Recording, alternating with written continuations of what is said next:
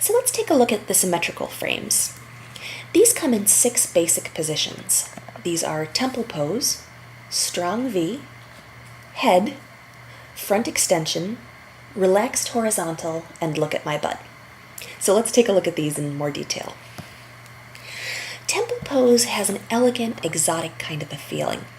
Because we're bringing the hands together over the head, this really says belly dancer. It's a look that the general public is used to from I Dream of Jeannie and from other belly dancer photos.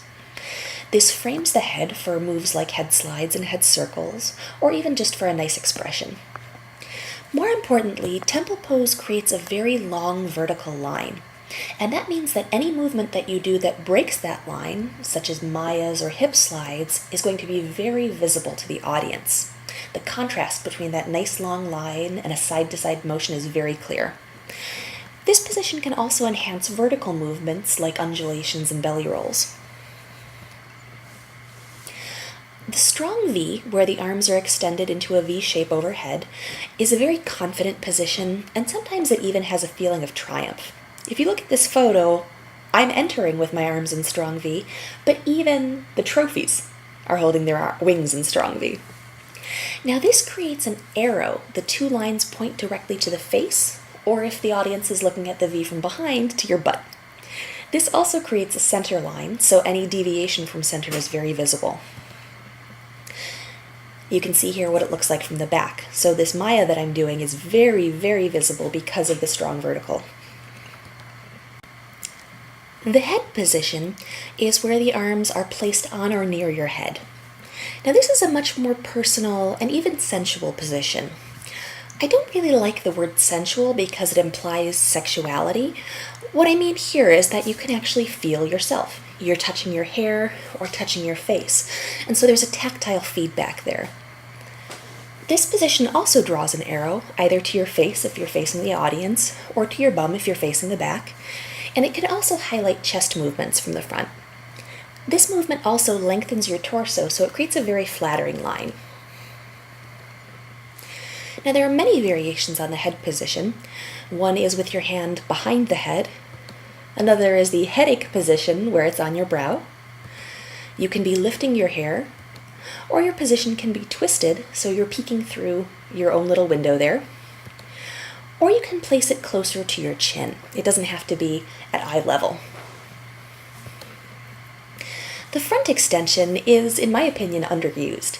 It's a very flirty position since you're typically extending your hands towards the audience, and it will draw the eye either to the face or to the belly. Now there are different ways that we can style this. We can extend it all the way to out in front.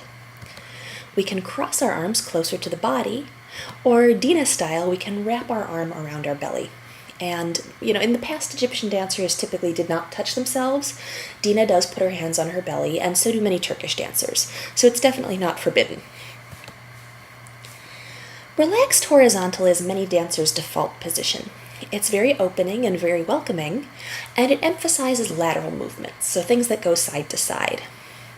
You should be careful not to overuse this, but it is a nice choice when you need something for side-to-side movements. And we can style this in 2 ways. We can do what I call the refined extension, where your shoulder is higher than the elbow is higher than the wrist, and the wrist is equal to or higher than the fingers. You can also do what I call the folkloric W. In more traditional old school belly dance, it is typical to have the fingers higher than the shoulders. You just want to make sure that you don't get into chicken wing arm position. The last position, one of my favorites, is what I call look at my butt. This is very clean, very simple, and very relaxed. And it's also a nice position because it's a very strong, clear frame, but you still don't have to hold your arms up so much. So if your arms are getting tired near the end of your set, it's a nice choice. This draws the eye directly to the hips. Just like the name says, it makes the audience look at your butt. The only thing is that this position is a little bit finicky. You need to make sure that your arms keep a nice oval shape, that your hands are placed not exactly at your sides, but slightly behind your side seam, and that your elbows are tucked in. If the shape isn't quite right, this doesn't always look very nice. Now we can style this by keeping it centered, which emphasizes both hips evenly. We can take it off center to give one hip a little bit more oomph. Or we can even center it around one hip, so the hip is between the frame of the hands. And this just affects which hip the audience is looking at, one or both. So let's look at asymmetrical frames. To make an asymmetric frame, all you have to do is choose 2 symmetrical frames, and then if you want to, you can adjust the styling. So let's look at a few combinations. If we take the strong V and the relaxed horizontal, then we get the classic L-shaped arms. This is very strong, expansive, and welcoming, and it zeroes the audience's eye down to the working hip. You can also style this with temple pose and horizontal, which just means that the hand is a little bit higher up above the head. These are very similar positions, and most people consider them both to be just L. If you take one hand to the head and the other hand into horizontal, you get a nice flirty position. I like this one a lot because it directs the audience's eye to the working hip or to the line of travel. We can take temple pose and look at my butt to get the classic S shape. This has a very triumphant and regal pose, and it also creates a long, slim line, so it has many of the same effects as temple pose. And this directs the audience's eye right to the working hip. We can also take a head position with look at my butt. This creates a more introspective pose, and it draws the eyes to your face or to your hip, depending on where the action is. This is also a beautiful position for spinning.